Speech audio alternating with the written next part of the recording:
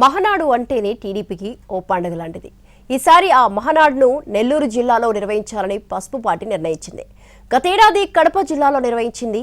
ఇప్పుడు నెల్లూరు. ఈ రెండు వైసీపీకి బాగా పట్టున జిల్లాలు. అయినప్పటికీ గత ఎన్నికల్లో టీడీపీ అద్భుత ఫలితాలు సాధించింది. ఇప్పుడు ఆ పట్టును నిలుపుకునేందుకు, బలాన్ని మరింత పెంచుకునేందుకు ఇలా ప్లాన్ చేసింది టీడీపీ.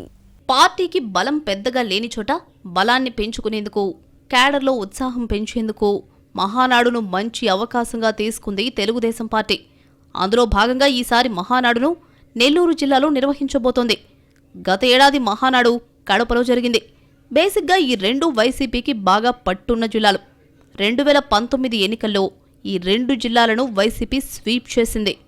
2024 ఎన్నికలకు వచ్చేసరికి పరిస్థితిలో చాలా మార్పు వచ్చింది.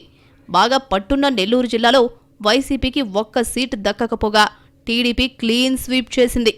ఇక కడప జిల్లాలోనూ భారీగా సీట్లు గెలుచుకుంది. అయినప్పటికీ ఆ రెండు జిల్లాల్లో టీడీపీకి పెద్దగా బలం లేని పరిస్థితి. దీనిని మార్చేందుకు మహానాడు ద్వారా కేడర్ కార్యకర్తల్లో జోష్ నింపే ప్రయత్నాలు చేసింది టీడీపీ. మహానాడును టీడీపీ అత్యంత ప్రతిష్టాత్మకంగా నిర్వహిస్తుంది. లీడర్ల నుంచి కేడర్ దాకా 3 రోజుల పాటు అంకిత భావంతో పనిచేస్తారు. కూటమి ప్రభుత్వం ఏర్పడిన తర్వాత 2025లో మహానాడు కడప జిల్లాలో నిర్వహించారు. కడప జిల్లాలో వైసీపీకి పట్టు ఎక్కువ. రాయలసీమ ప్రాంతంలో పార్టీని బలోపేతం చేయడంతో పాటు కేడర్లో కొత్త జోష్ క్రియేట్ చేయడానికి కడపలో నిర్వహించిన మహానాడు బాగా ఉపయోగపడిందని టీడీపీ వర్గాలు చెప్తున్నాయి. కడప ప్రాంతంలో టీడీపీకి పెద్దగా పట్టు లేదనే చెప్పాలి.